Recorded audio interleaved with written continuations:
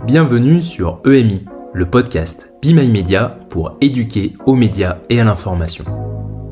Alors que l'information n'a jamais été aussi accessible, s'informer n'a jamais été aussi complexe. Entre fausses informations, filtres technologiques et surabondance d'actualité, il n'est pas toujours facile d'y voir clair, pour les jeunes comme pour les adultes.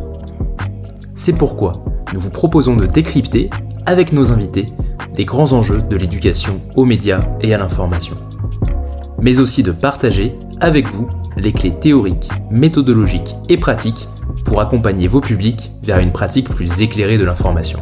C'est parti! Bonjour Sandrine, très heureux de t'accueillir sur le podcast Be My Media.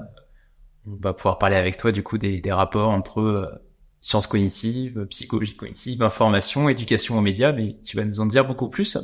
Pour commencer, je te propose de te présenter, nous dire qui tu es, quels sont tes travaux, ton expérience. Bonjour Valérian, merci pour cette invitation. Je suis Sandrine Bélier, je suis directrice associée chez Humans Matter, une entreprise de design cognitif que j'ai rejoint en 2001 après un doctorat en psychologie cognitive et un post-doctorat en neurosciences. Humans Matter est une entreprise de design cognitif, comme je le disais, qui contribue à agir sur la capacité d'agir des individus. C'est une démarche de soins qui consiste en l'élaboration et l'orchestration de parcours d'activités qui vont être soutenus aussi par une mesure de la capacité d'agir. Alors un exemple de domaine d'application lié à mon expertise, c'est le domaine de la formation. Et effectivement, mon expertise scientifique et ma posture de coach qui va aussi me servir me permettent d'accompagner les apprenants, mais aussi les enseignants, les formateurs, à mieux comprendre comment le cerveau fonctionne. Que ce soit en termes de mémorisation, d'apprentissage, de mobilisation de son attention, de sa concentration, d'impact des émotions sur la cognition aussi, mais également des effets des biais cognitifs. Donc ça va permettre à chacun de mieux maîtriser son cerveau, les piliers de l'apprentissage, et ainsi d'augmenter de façon systémique, puisque à la fois l'apprenant et les formateurs sont au fait du fonctionnement cognitif, et donc d'augmenter cette capacité d'agir dans un contexte d'éducation, de formation, qui va permettre à chacun de mettre en place les conditions favorables à l'apprenant. C'est un meilleur apprentissage. Merci beaucoup. Et si tu devais nous résumer en une phrase ou peut-être en quelques phrases, on commence à le percevoir. Tu as parlé de biais cognitifs, de fonctionnement du cerveau, de concentration, d'attention. Mais finalement, ce que sont les sciences cognitives, la psychologie cognitive, pour ceux qui nous écoutent. Oui, bien sûr. Alors, c'est vrai que on parle beaucoup de cognition, mais c'est un terme qui est finalement peu maîtrisé. Donc, les sciences cognitives, c'est une approche qui se veut pluridisciplinaire du mental, de l'esprit humain. Donc, les disciplines qui sont associées pour mieux comprendre, pour mieux aborder l'esprit humain. Et la psychologie cognitive fait partie des sciences cognitives, de ce champ interdisciplinaire, tout comme les neurosciences, tout comme la linguistique computationnelle, tout comme l'anthropologie cognitive, tout comme la philosophie et finalement également l'intelligence artificielle. Donc toutes ces disciplines font partie des sciences cognitives. Et la psychologie cognitive en particulier, elle va étudier les grandes fonctions cognitives que sont la mémoire, l'attention, le langage, les fonctions exécutives comme le raisonnement par exemple, et tout ce qui est perception aussi, perception visuelle par exemple. Comme tu le sais, évidemment, à Be My Media, on travaille sur le développement des compétences informationnelles, d'esprit critique, de curiosité, des jeunes en particulier, mais finalement pas seulement que des jeunes, pour les accompagner vers le développement d'une pratique plus éclairée, plus critique, plus plurielle de l'information. Et donc, quels sont les premiers liens que tu peux faire entre justement d'un côté ces sciences cognitives, la psychologie cognitive, et de l'autre la pratique de l'information, l'éducation aux médias? Le lien entre ces disciplines et particulièrement la psychologie cognitive avec la pratique de l'information, il est vraiment naturel puisque c'est la cognition humaine qui permet le traitement cognitif de l'information, de toute information, que ce soit un stimulus dans l'environnement ou une information de médias. Notre cognition, elle va nous permettre de percevoir et traiter une information en mobilisant plus ou moins de l'attention, par exemple. Elle va nous permettre, cette cognition, de comprendre l'information qui nous est présentée, de l'évaluer, comme intéressante, bonne, etc. De la relier et de la comparer à nos connaissances qui sont déjà en mémoire, de la challenger éventuellement si on trouve cette information bizarre, étrange ou qui va à l'encontre de ce qu'on a déjà en mémoire en termes de connaissances.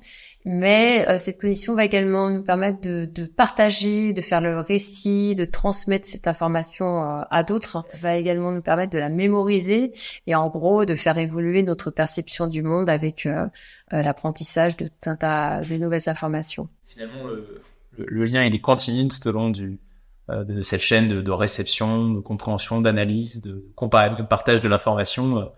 Évidemment, les mécanismes cognitifs ils entrent en jeu tout du long de ce processus, de cette démarche. Exactement. Et en introduction, en présentation, tu nous expliquais que ton travail consistait justement sur l'application de ces sciences cognitives.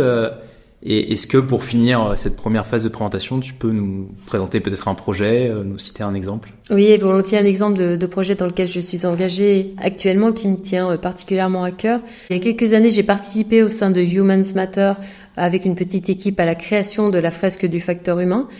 Cette fresque est maintenant portée par l'association de l'Université du facteur humain au sein de laquelle je suis vice-présidente en charge de la science. Cette fresque du facteur humain, c'est un atelier collectif et apprenant de 3 heures qui va permettre de comprendre tout simplement pourquoi il est si difficile de changer en identifiant les facteurs humains, émotions, biais cognitifs, mémoire, appartenance sociale, motivation, etc., qui peuvent freiner le changement de comportement. Donc on peut avoir envie de changer, mais en fait on se rend compte que c'est pas si évident que ça de changer à cause de tous ces facteurs humains qui vont constituer un frein au changement.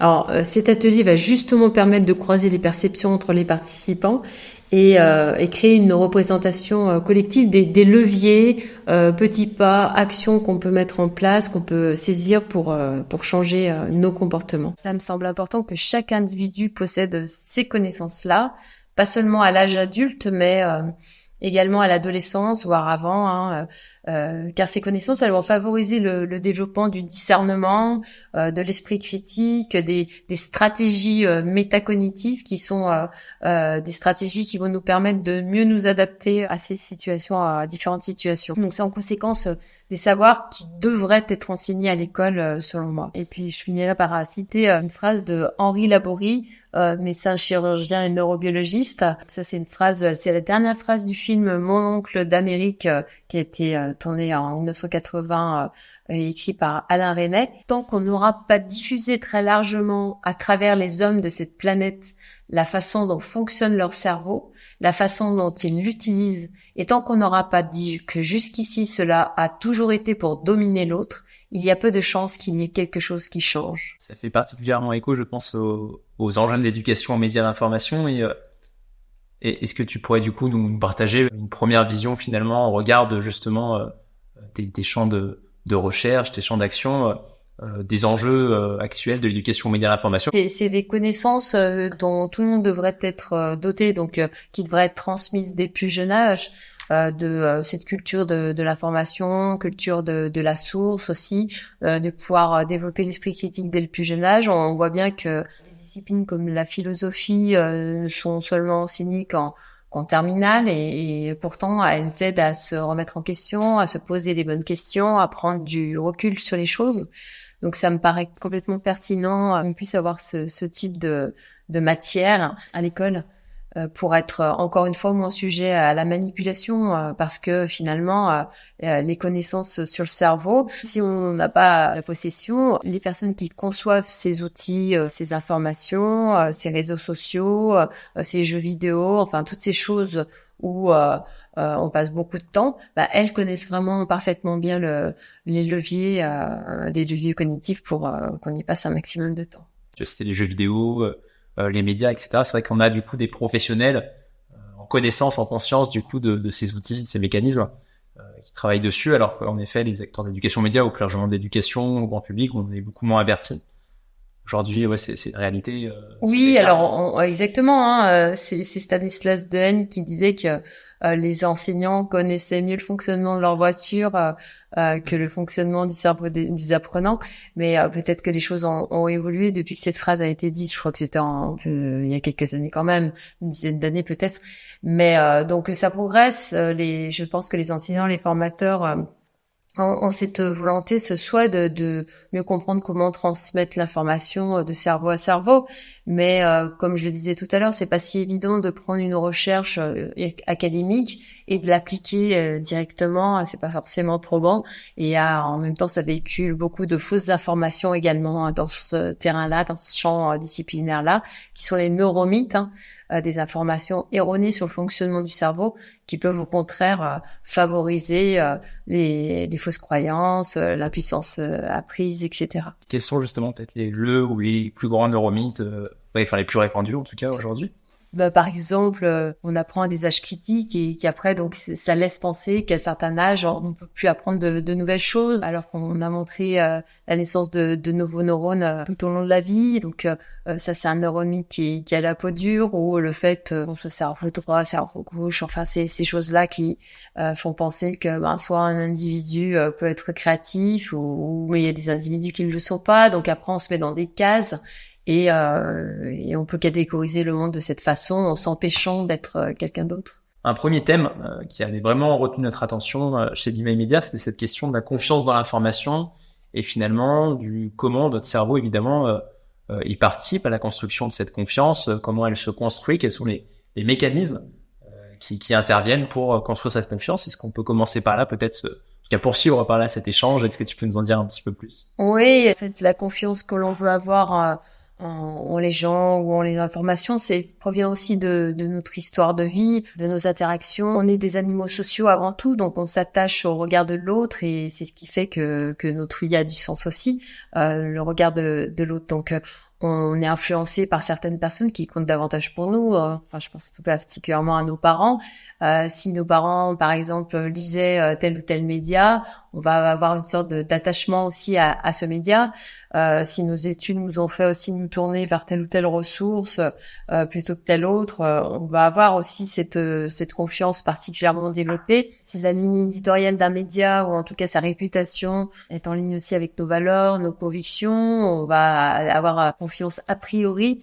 Donc, on va choisir même nous-mêmes d'accorder notre confiance ou non à telle ou telle source plutôt qu'une autre parce qu'on l'a catégorisée d'une certaine manière, soit conforme à ce qu'on aime ou à nos valeurs, soit comme non conforme.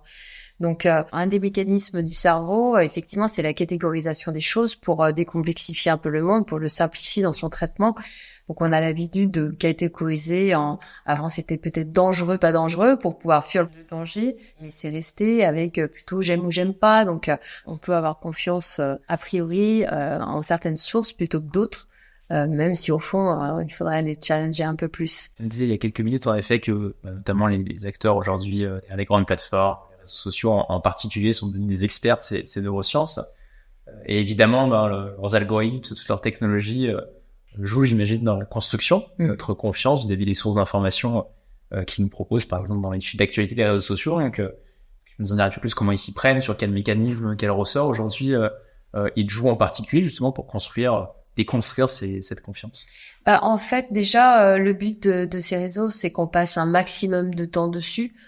Donc, qu'est-ce qui fait que on va passer du temps dessus? C'est si on trouve de l'information qui est pertinente par rapport à ce qu'on aime. On va chercher à mieux connaître l'individu auquel on a affaire pour lui pousser des contenus déjà qui correspondent à ses goûts, à ses besoins, à ses envies. Donc, c'est une première chose. Ensuite, on va pouvoir jouer sur d'autres leviers aussi. On sait que on est attiré, notre curiosité elle est attirée par des émotions très fortes, une sorte de polarisation aussi des émotions. Donc, si c'est des émotions extrêmement négatives ou surprenantes, là, on va aussi être un peu plus intéressé. Et comment un professionnel aujourd'hui au contact de public, apprenants, lycéens, étudiants, etc., sur quels outils, quels leviers, quels concepts peut-être peut essayer d'agir à son échelle, à son niveau, justement, pour essayer d'accompagner ce changement et sortir ce premier enfermement en matière justement de confiance dans les sources d'information. C'est sûr. Alors, le changement même si on a la volonté de changer, c'est parfois difficile de réussir à changer. Donc le changement va s'accompagner. S'il est totalement volontaire, il va falloir quand même du temps ou de la motivation, de l'intérêt de la part des apprenants, des élèves par exemple, pour changer. Et sinon, après, on va pouvoir imposer ce changement, par exemple avec des règles, des lois, des travaux obligatoires qui vont obliger un peu l'apprenant à essayer autrement de faire les choses. Et c'est peut-être en ayant la preuve que c'est intéressant qu'ils vont ensuite avoir envie de continuer. Donc, il y a plusieurs tactiques pour ça. C'est soit on peut commencer à attiser la curiosité des élèves pour qu'ils se rendent compte que une source d'information en fonction de si pour tel ou tel média, l'information peut être différente. Donc rien que ça, de se rendre compte de ces réalités. Parce que souvent, donc on voit le monde avec notre réalité à nous et on croit que c'est la vérité finalement. Et de se confronter à d'autres réalités, ça peut aussi faire une sorte de prise de conscience aussi pour l'apprenant qui va avoir envie d'en savoir plus. Évidemment, quand on parle de pratique de l'information, en particulier de l'information d'actualité, c'est le travail, on parle de construction d'opinions, des opinions sur différents grands sujets. Comment du coup les sciences cognitives aussi vont jusqu'à à l'explication, à l'analyse justement de ces processus de construction d'opinion. Est-ce que tu saurais nous en dire un peu, nous éclairer sur ce sujet-là? C'est ce que je disais tout à l'heure, quand on a des connaissances sur un sujet, on a forcément développé des opinions par rapport à ce sujet-là. C'est un peu plus difficile quand on n'a aucune connaissance sur le sujet ou on va réfléchir comme ça à la volée où on se positionnerait, mais si quelqu'un d'autre prend la parole, on va peut-être être influencé aussi par ce sujet-là. Donc pour avoir un esprit critique et avoir des opinions et des arguments pour les défendre, il faut aussi avoir un maximum, je dirais, de connaissances sur le sujet. En tout cas, une des clés pour exercer son esprit critique de manière un petit peu effective, ça peut être d'être déjà à minima conscient finalement du niveau de connaissance qu'on a ou qu'on n'a pas sur le sujet et du coup de pouvoir en conséquence en tout cas apprécier aussi finalement la qualité, si je puis dire, du coup de la construction de ses opinions sur ce sujet-là, quoi. Oui, tout à fait, et on le voit bien dans les ateliers de pratique philosophique, où on lance un sujet, puis on nous demande de nous positionner, et plutôt si on est d'accord ou pas d'accord avec ce sujet-là. Et en fait, souvent, on prend une position avec des arguments, et quand on écoute, quand on entend les arguments et la position des autres, qu'on fait un autre choix que le nôtre, on est assez surpris, on se dit ah oui, c'est vrai aussi, donc ça vient augmenter notre perception du monde. C'est ça qui est assez fantastique. Est-ce que tu peux nous redire peut-être ce que sont les biais cognitifs, déjà quels sont les principaux peut-être qui interviennent dans cette pratique de l'information? Ce terme de biais cognitif, il a été introduit au début des années 70 par Daniel Kahneman et Amos Tversky pour expliquer certaines tendances vers des décisions irrationnelles dans le domaine économique. Et en fait, donc c'était un peu la fin de l'homme est rationnel.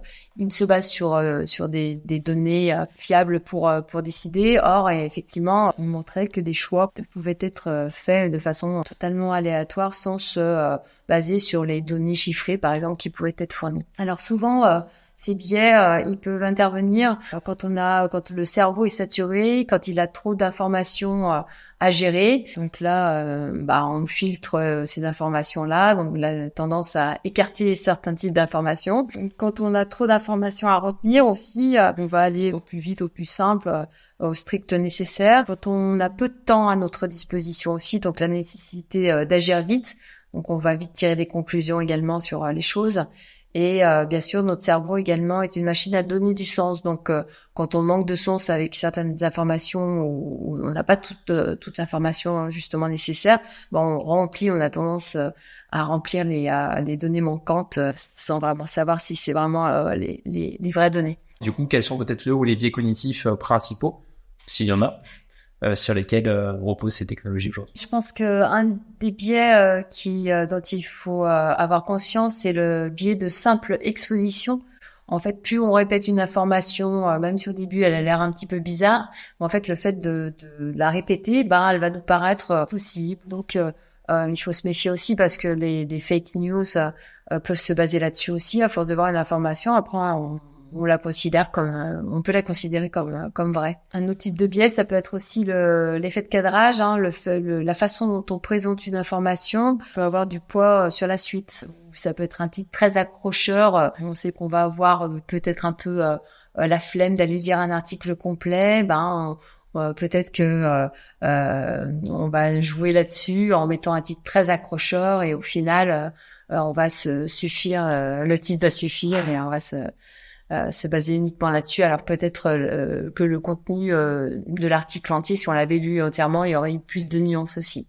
Donc on va tirer des conclusions hâtives à partir d'une seule information peut-être. Et puis on a des biais attentionnels, hein, donc en fonction de nos convictions, de nos buts, de notre intérêt, on peut être amené à lire que ce qui nous intéresse aussi dans l'information que l'on reçoit. On considère aujourd'hui les phénomènes de bulles de filtre, en tout cas, qui peuvent exister et qui peuvent amener, en effet, même au sein d'une même classe, finalement, des apprenants à partager des environnements d'information différents, parfois très polarisés. En effet, ça se renforce.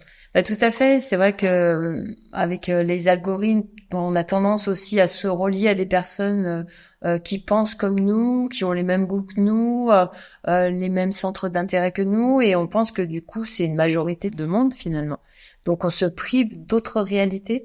Donc, c'est des postures aussi à développer en chacun, hein, une ouverture au monde, une curiosité intellectuelle.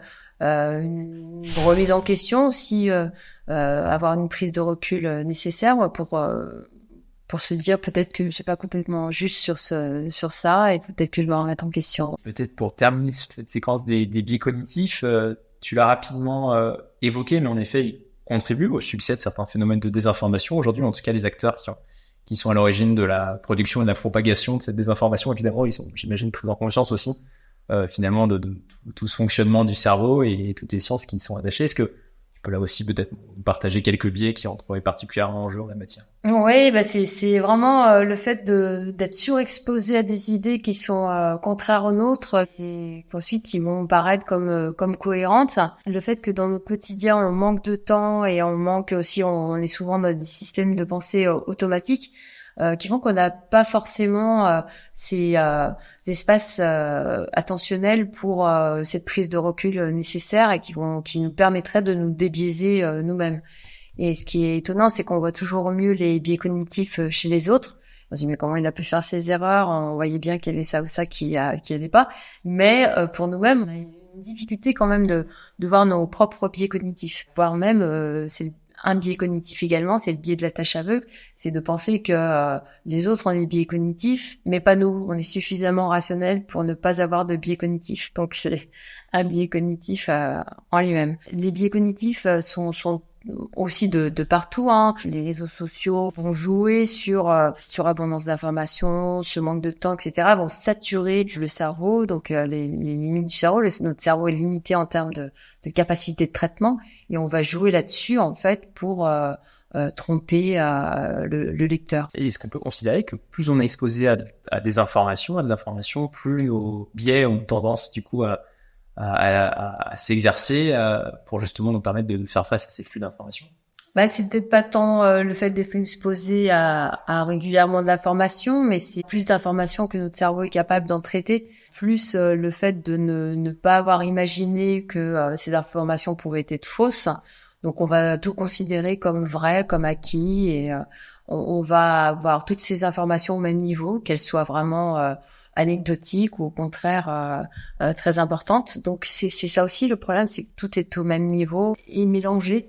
Qu'est-ce qui ressort de ça vraiment? Surtout que l'information, on la mémorise pas forcément non plus, hein, on la voit, mais c'est encore un effort supplémentaire du cerveau, sauf si elle est émotionnellement très forte, on va mieux la mémoriser, mais sinon il va falloir avoir un effort supplémentaire du cerveau pour vraiment avoir cette possibilité de mémorisation de l'information. Si on se met à la place du professionnel, de l'enseignant, du formateur qui est au contact d'apprenants, soit même peut-être du parent qui est au contact de ses enfants sur ces sujets-là, comment on peut accompagner quelqu'un, et particulièrement un jeune peut-être, à résister à cette forme de pensée automatique, en tout cas essayer de prendre du recul sur ses biais? Est-ce que c'est possible? Oui, c'est possible à condition de prendre à la fois le temps de le faire et savoir prendre du recul aussi. Donc c'est une posture, là je dirais, de remise un peu en question. Donc oui, c'est peut-être amener l'apprenant à se poser des questions sur les news, le média, la source d'information, et avoir ses habitudes de questionnement.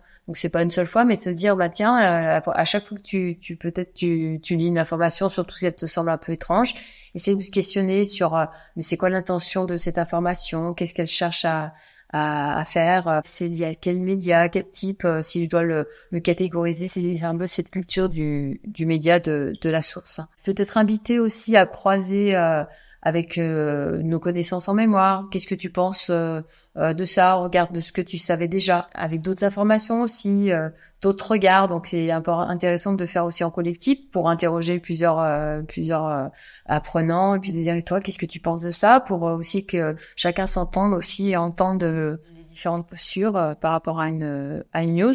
Donc en débattant avec d'autres personnes, par exemple. Donc là, c'est aussi de permettre aux apprenants de développer des postures d'attention par rapport à ce qui est dit, d'ouverture à l'autre aussi, parce qu'on peut avoir ses convictions, mais c'est aussi de développer une acceptation des avis et convictions des autres, hein. Parce que souvent, ce qu'on observe, c'est un mécanisme de réactance quand on essaie à tout prix d'imposer son point de vue et qu'on n'est pas d'accord. L'autre n'écoute même plus, hein.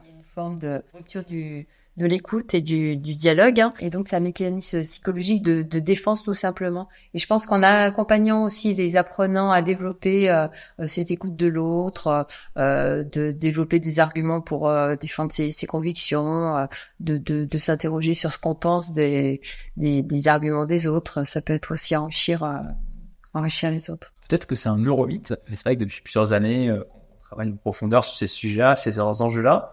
On entend des fois dire qu'il y a un certain âge à partir duquel on peut travailler avec des jeunes en particulier ces sujets cognitifs. Est-ce que non, il n'y a pas d'âge pour évoquer ces sujets, ou est-ce que non, ça suppose quand même une forme de maturité, un certain niveau de conscience, de connaissance de soi? Les fonctions exécutives, donc, qui sont les plus à même de tout ce qui est autour du raisonnement, de la planification d'action, de l'inhibition des comportements inadéquats, etc. Donc toutes ces fonctions cognitives se développent progressivement et atteignent une maturité vers l'âge de 20 ans. Donc c'est intéressant, hein, de commencer, mais pouvoir se remettre en question, développer la métacognition, c'est-à-dire vraiment la connaissance que l'on peut avoir de son profond fonctionnement cognitif, pour ensuite développer des stratégies adaptatives qui vont nous permettre d'avoir des conditions favorables à notre cognition. Ça demande un petit peu plus de temps et ça se développe progressivement. Donc c'est intéressant de pouvoir quand même embarquer toutes ces connaissances au fil de l'eau, au fil de l'éducation de l'enfant. Mais justement, il va falloir l'accompagner aussi, parce qu'il aura peut-être pas la maturité cognitive totale pour maîtriser tout ça. Là, on parlait assez longuement finalement de ce sujet des biais cognitifs. Et évidemment aussi, on le voit dans la fresque du facteur humain, les émotions évidemment qui interviennent aussi dans notre rapport à l'information, dans notre rapport à la désinformation. Est-ce que là tu peux du coup finalement nous introduire encore une fois au regard des domaines de recherche et d'action qui sont les tiens aujourd'hui, ce que sont déjà les émotions, à partir de là, et comment elles interviennent aujourd'hui dans notre information? Les émotions, elles vont influencer notre cognition. Donc, les émotions, elles influencent notre prise de décision, elles influencent notre mémoire, elles influencent notre attention. On le voit bien quand on est très en colère, on va pas forcément être complètement attentif à une situation. Donc, on peut prendre aussi une décision complètement erronée parce qu'on était triste par ailleurs. Donc on voit bien que il y a vraiment une importance des émotions dans notre quotidien à prendre en compte. Les émotions, contrairement à l'humeur, elles sont déclenchées par quelque chose. Donc on peut être de mauvaise humeur toute la journée, alors qu'une émotion, je suis pas en colère en me levant le matin ou pour rien du tout. Il va y avoir un élément déclencheur. Cet élément déclencheur, c'est vraiment la première étape, et une émotion est très subjective, c'est-à-dire qu'une même situation ne va pas déclencher les mêmes émotions d'un individu à l'autre, hein. Ça va dépendre aussi de mes intérêts, de mes objectifs, de mes buts. On voit que les émotions, elles sont très très importantes aussi, parce qu'il y a un biais qui arrive d'ailleurs qui est issu de nos émotions, c'est le biais de négativité, c'est qu'on va mémoriser d'autant plus ces informations qu'elles sont négatives par rapport à des informations positives ou des informations neutres. Donc si on a envie vraiment de marteler un message et qu'il soit retenu, on peut jouer aussi sur ce biais de négativité. Si on tire un petit peu le fil, c'est-à-dire que les émotions, elles sont orientées vers certaines informations plutôt que d'autres, en particulier sur les réseaux sociaux. Les informations vont provoquer chez nous un certain nombre d'émotions, et parfois, en fonction de ces émotions, on va mémoriser ou pas l'information. Tout à fait. Oui, tout à fait. Et elles vont pouvoir peut-être jouer sur ensuite notre cognition, notre vie, dans nos prises de décision. Sur Facebook, il a été caractérisé que quand des personnes répondaient avec l'emoji colère, je crois, à un post, à une actualité, l'algorithme le privilégiait 7 fois plus que sur un like, je crois, et la diffusion de cette information, et ça prend en chiffre d'actualité. Donc oui, on peut considérer aujourd'hui que les émotions, elles jouent un grand rôle aussi dans le fonctionnement des réseaux sociaux. Oui, tout à fait. Et puis en plus, donc on va être, c'est toujours en termes de mécanisme attentionnel, on va être attiré par ce qui est émotionnellement très fort. Voilà, on n'a pas peur maintenant de mettre des titres très accrocheurs, émotionnellement forts, soit dans le sens de la colère, il y a une dispute. Même si on n'est pas intéressé par ces people, par exemple, si on sait qu'il y a eu un clash entre telle ou telle personne, on connaît même pas les personnes, mais on va dire c'est quoi cette info, et puis voilà, ça attise la curiosité humaine aussi d'avoir des choses émotionnellement fortes. Confirmer, mais je le pense et je l'espère peut-être même que les émotions, elles datent pas d'hier chez l'homme, on les a depuis que... Non, c'est même oui, mais tout à fait, exactement. En fait, elles ont une fonction d'alerte, ces émotions. En fait, elles ont à la fois une fonction sociale et à la fois une fonction d'alerte. Donc, elles ont assuré notre survie aussi. Le fait d'avoir peur, de ressentir la peur. Les émotions, elles sont associées à une tendance à l'action. Donc, le fait d'avoir peur va provoquer la tendance à l'action de fuite. Donc, c'est très intéressant. Si on est face à un fauve, on a plutôt intérêt à pas se poser la question de dire est-ce que c'est vraiment un faux ou pas, etc. Mais on va détaler, et ce qui est assurer notre survie aussi. Donc ça a vraiment une fonction d'alerte, où quelque chose tombe, on va être attiré, et puis on va peut-être avoir une surprise qui va nous permettre aussi d'être très attentif et de prendre encore plus soin de soi. Puis l'autre fonction, c'est la fonction plutôt sociale, qui va faire, si on est triste, ça va aussi se voir sur nos micro-expressions, nos expressions du visage, etc., pour alerter les autres aussi qu'on est dans tel ou tel état émotionnel. Par rapport à la polarisation extrême aujourd'hui de la société, du débat public, en particulier du débat en ligne, est-ce qu'on peut considérer que ces émotions sont les principaux moteurs de cette polarisation? Est-ce que c'est pas le seul? Et si oui, pourquoi aujourd'hui cette polarisation extrême, alors que c'était peut-être pas le cas il y a quelques dizaines d'années encore? Oui, alors en plus, Internet est relativement nouveau dans l'évolution de l'humain. Donc, on a vu que les émotions, comme on est des êtres aussi émotionnels, ça fonctionne bien. Le fait d'attirer par soit des contenus émotionnels, soit de demander son avis sur comment on se sent. Donc, c'est un espace aussi qui est proposé pour ça. On va chercher à finalement déclencher des émotions plutôt fortes, pour encore une fois dans le but de faire passer plus de temps sur les plateformes en question. Donc on va chercher vraiment à aller chercher des opinions complètement contraires à l'individu en question, pour qu'il puisse réagir, pour que ça puisse déclencher. Si c'est pas suffisamment polarisé, ça va rien déclencher chez l'autre. Donc il va falloir vraiment aller chercher ses opinions, ses valeurs, etc., et puis poster quelque chose qui va le heurter, pour ensuite qui puisse réagir, passer un maximum de temps dessus. Oui. C'est la digitalisation en grande partie de la société, de l'information, qui aujourd'hui nous mène à cette polarisation à l'extrême. En fait, c'est le fait qu'on puisse avoir cet espace-là, parce que avant on n'avait pas forcément de lieu, on débattait toujours, mais finalement ceux qui ont des opinions très fortes et complètement au contraire ce que pense la majorité des personnes étaient assez isolées.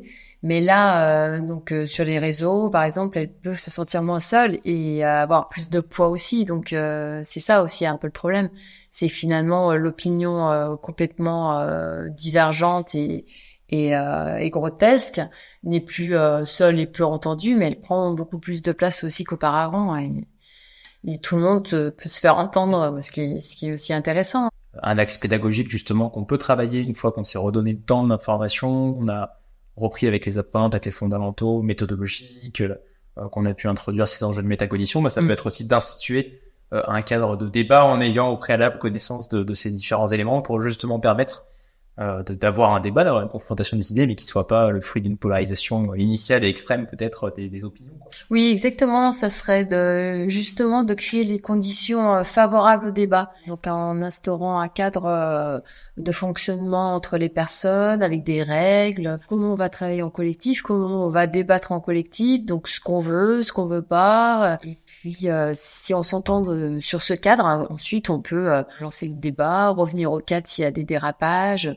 Donc, si on dit, bah voilà, on va débattre, mais en toute bienveillance, donc on ne juge pas ou on ne s'insulte pas. Si on voit si on l'a posé au départ et qu'on voit qu'il y a des dérapages, des dérives, on peut tout de suite dire, bah là, tu vois, on avait dit qu'on laissait aussi parler les autres. Et donc, on prend conscience aussi de tout ça. On partage les représentations, on augmente sa propre représentation avec ces espaces où on va écouter les avis des uns et des autres. Et ce que je trouve intéressant, c'est de la même façon, c'est que Be My Media le fait, mais un article, c'est aussi vu par une autre personne ou un autre média. Donc, on va avoir des thèmes qui sont abordés avec différents points de vue. Et ensuite, sur le lecteur, de se forger aussi sa propre opinion une fois qu'il a eu connaissance de tous ces points de vue-là. Vous avez parlé de facteur humain, puis vous avez parlé de la fresque du facteur humain, et de nos échanges aussi, du coup, j'ai découvert, finalement, ça, pour le coup, je connaissais les bipolitique, je connaissais les émotions, je ne connaissais pas les facteurs humains avant qu'on se rencontre. Est-ce que tu peux nous dire ce qu'ils sont, et justement, là, encore une fois, pour finir, comment ils entrent dans notre information aujourd'hui? Et au départ, toutes les études en accidentologie, notamment dans les industries à risque ou l'armée, qui a identifié des erreurs qui étaient dues seulement au fonctionnement humain. Donc, qui n'étaient pas dus à des problèmes d'équipement ou etc., mais qui étaient dues à la fatigue ou à défaut d'attention, etc. Donc, c'est devenu une étude sur le facteur humain, mais en fait, on se rend compte qu'il n'y a pas un seul facteur humain, c'est le facteur humain au singulier, mais qui se décline avec des mécanismes différents qui peuvent engendrer des erreurs de décision, de jugement, d'action. Et donc, on l'a vu, les émotions peuvent moduler notre prise de décision, notre cognition de façon générale. On a les biais cognitifs, mais aussi on a tout un tas d'autres facteurs qui peuvent nous faire commettre des erreurs. Donc l'attention, par exemple, j'en parlais tout à l'heure, notre attention, elle est limitée, c'est une fonction cognitive qui est omniprésente, qui est au centre de tout, puisqu'elle nous permet de traiter une information en particulier, comme notre système de traitement de l'information, qui notre cerveau ne peut pas tout traiter, toute l'information que l'on reçoit constamment. Donc notre attention nous permet de sélectionner l'information la plus pertinente pour notre activité en cours. Et à la fois, donc, elle est limitée, donc on peut avoir aussi des biais liés à ça, puisque si on pose son attention sur quelque chose alors que autre chose était intéressant, on peut aussi louper cette information-là. On a du coup pris l'habitude désormais dans le podcast Be My Media d'ouvrir, en tout cas pour cette saison, les échanges avant la conclusion sur un grand phénomène évidemment qui nous vient de la digitalisation de l'information, qui est pas du coup celui des réseaux sociaux, mais celui de l'intelligence artificielle générative, de textes, d'images, évidemment, qui nous posent multiples questions dans notre rapport à l'information, dans nos pratiques et nos compétences informationnelles. Est-ce que tu peux nous éclairer sur ce que nous disent aujourd'hui les sciences cognitives, la psychologie cognitive, sur notre rapport à l'information avec ces IA génératives? Je pense que les IA génératives vont être de plus en plus perfectionnées, si bien que l'œil humain va avoir des difficultés à repérer des fausses, des vraies informations, tellement ils vont être fanistes. Donc, encore une fois, peut-être pas donner sa confiance a priori en une information, mais de pouvoir aussi la rechallenger. Bien sûr, on peut pas tout re-questionner non plus. Ça serait trop difficile d'être toujours en méfiance par rapport à une information. Mais en tout cas, pas donner non plus sa confiance systématiquement sur tout ce qu'on reçoit. De prime abord, on peut aussi, j'imagine, se dire que ces IA génératives, notamment dans leur forme conversationnelle aujourd'hui, elles peut-être mobilisent d'autres biais cognitifs, ou elles mobilisent encore plus certains biais cognitifs qui peuvent être mobilisés aujourd'hui, et qu'à ce titre, on a encore peut-être plus d'efforts à fournir vis-à-vis d'elles quand on s'informe. Tout à fait, surtout qu'en plus, ces IA se sont entraînées sur des connaissances préexistantes, sur un matériau particulier. Donc, quel est ce matériau? C'est vrai qu'il va falloir avoir les sources aussi de la production, parce que finalement, on pose une question et puis on a un résultat. Si on considère comme vrai ce résultat, c'est là où on peut se tromper. Moi, j'ai fait des tests, en demandant aux intelligences artificielles, tiens, donne-moi les principales fonctions cognitives. Et j'avais rien que pour cette question qui était assez simple, j'avais des choses fausses, puisque ça allait chercher sur Internet avec tout un tas d'informations erronées, mais des fois qui sont plus répétées que l'information qui est vraie, donc qui va compter plus comme résultat de la recherche. Donc c'est ça dont il faut se méfier aussi, c'est encore compter en parallèle sur des ouvrages de référence et pas se fier seulement à ces nouveaux outils. Et si je reboucle avec ce qu'on se disait tout à l'heure sur les conditions d'un exercice effectif de l'esprit critique, tu citais comme préalable en effet d'avoir suffisamment de connaissances, pouvoir mettre en perspective, challenger une information, mais c'est vrai qu'une des grandes inquiétudes qui a légitimement encore traverse l'enseignement supérieur de l'éducation, c'est justement le fait que ces IA se substituent dans le portage finalement de la connaissance à de nombreux jeunes aujourd'hui, et justement on a besoin pour pouvoir exercer son esprit critique vis-à-vis d'elle d'avoir nous-mêmes en tant qu'humains du coup un socle de connaissances qui soit suffisant pour pouvoir exercer notre esprit critique. Oui, c'est vrai que notre cerveau optimise l'énergie qu'il va dépenser, donc il va toujours choisir des solutions où il a le moins d'énergie à dépenser. Donc si au lieu de réfléchir, il a une machine qui lui produit la réponse, voilà, on a plutôt tendance à prendre la deuxième solution. Donc c'est aussi ça, c'est de se dire peut-être avant d'obliger finalement, avant de pouvoir utiliser peut-être une intelligence artificielle, à se poser, de se dire moi naturellement j'aurais répondu quoi sur ce sujet-là, et ensuite éventuellement de comparer avec ce que l'intelligence artificielle propose pour voir ce qu'elle rajoute, les idées qu'on pouvait avoir. Une des craintes que j'ai moi, c'est que justement parce que notre cerveau cherche toujours à consommer le moins d'énergie, ouais, comme tu disais, que nos connaissances soient à l'extérieur à nous, qu'on possède plus à l'intérieur de nous ces connaissances-là, et qu'on puisse moins avoir de possibilités de challenger ce qui nous est proposé et de considérer comme vrai ce qui nous est proposé de manière externe. En fait, c'est vrai que l'intelligence artificielle porte le nom d'intelligence, mais il y a pour l'instant c'est pas très intelligent, c'est surtout du stockage de connaissances qui va être immédiatement accessible. Mais l'intelligence, elle est encore portée par l'humain. Donc c'est ça aussi, comment se poser la question de ce qu'on veut comme collaboration entre ces IA et l'humain. Désormais très régulièrement le fait que les réseaux sociaux, les actions accessibles aux réseaux sociaux justement nuiraient à notre capacité d'attention, de notre attention. Est-ce que c'est une réalité scientifique? Est-ce que c'est en discussion? C'est en discussion, oui. Justement, on avait une thèse chez Humans Matter qui a travaillé sur ces sujets. Est-ce que on s'adapte à ces nouvelles façons de faire, ou est-ce que notre cognition elle-même qui va être complètement transformée? J'ai pas la réponse, mais forcément, en tout cas, notre cognition elle est chahutée, surtout en termes attentionnels. Comme on est sans cesse dans les limites attentionnelles avec un trop plein d'informations qu'on appelle infobésité, qu'on est souvent en mode automatique pour traiter l'information, on s'épuise aussi parce que ça crée du stress, de la surcharge cognitive, et donc cette fatigue elle va générer donc ce stress et donc nuire à notre performance aussi cognitive, à notre réflexion. Donc alors que pour aborder les défis actuels, il faut au contraire une bonne santé mentale, une bonne santé cognitive, donc tout ce qui est capital cérébral. Au contraire, il va falloir pouvoir retrouver les conditions favorables à notre attention et à notre cognition en général. Donc c'est pour ça que c'est important de savoir ce qui est bon pour son cerveau, pour soi-même monter sa capacité d'agir en composant justement un environnement qui est propice à notre cognition.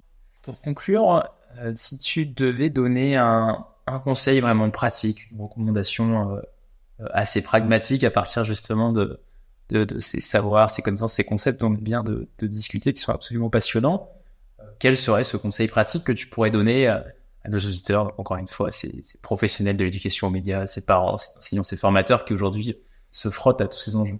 De prendre le temps de nourrir ses intentions. Qu'est-ce que je veux vraiment faire? Qu'est-ce qui est important pour moi? Donc ça va orienter ces actions au quotidien. Ça va me permettre d'avoir des objectifs aussi assez clairs. Et donc de prendre ce temps de réflexion, de prise de recul pour challenger une nouvelle information, mais aussi qui peut être utile pour se ressourcer et être un peu plus dans l'instant présent et sans que notre attention soit partagée entre de multiples sources. Prendre le temps et peut-être aussi privilégier la qualité à la quantité en matière d'information Oui. sur différentes séquences, peut-être avoir une ambition qui soit réduite en nombre d'informations à traiter sur une séance, par exemple, mais par contre, qu'on prenne le temps de la traiter en profondeur. Oui, tout à fait, parce que c'est vrai que de toute façon, c'est ça qui crée un peu de frustration, c'est qu'il y a tellement de choses à faire, tellement d'informations à traiter, qu'on aura toujours une sensation de manque, donc de frustration. Mais c'est de renoncer, de savoir renoncer aussi à tout ça, de dire je pourrais pas tout traiter, mais qu'est-ce qui compte vraiment pour moi? Et effectivement, peut-être moins, mais mieux. Dernière décision peut-être un peu plus tournée vers l'avenir. Selon toi, là, ça peut être très personnel. Quel va être dans les prochaines années à court moyen terme un grand enjeu qui va se présenter ou qui commence à se présenter à l'éducation aux médias et à l'information? Regarde, tout ce sont bien discutés, qu'il s'agisse de sciences collectives, d'évolution technologique, sociétale. En tout cas, pour moi, un des enjeux majeurs, c'est que l'humain puisse aussi se reconnecter à la nature. Accompagner les individus, les apprenants vers ça aussi. Mais c'est essentiel aussi de peut-être un peu plus relié aux éléments naturels et de se considérer aussi un peu plus comme nature, comme en faisant partie également. Donc ça serait aussi peut-être un peu plus d'informations sur ces choses-là, comment y parvenir. Peut-être pas de façon négative. C'est vrai que du coup, la façon dont on aborde cette question-là, elle est plutôt alarmiste et on a toute raison de penser qu'il faut répondre de manière urgente, alors même que les cerveaux ne déclenchent pas ces actions-là pour y répondre. Donc, ça serait vraiment aussi comment retrouver un goût pour prendre soin de cette nature et de se reconnecter à des choses assez simples. Merci beaucoup pour ce mot de la fin qui pourrait nous donner la matière en effet à un nouvel épisode. Information, mais transition climatique et énergétique et comment on peut agir en matière d'éducation aux médias pour aussi apporter une réponse à ces enjeux-là et aussi qui sont intimement liés. Bien, un grand merci du coup Sandrine, c'était absolument passionnant. Merci beaucoup Valérie.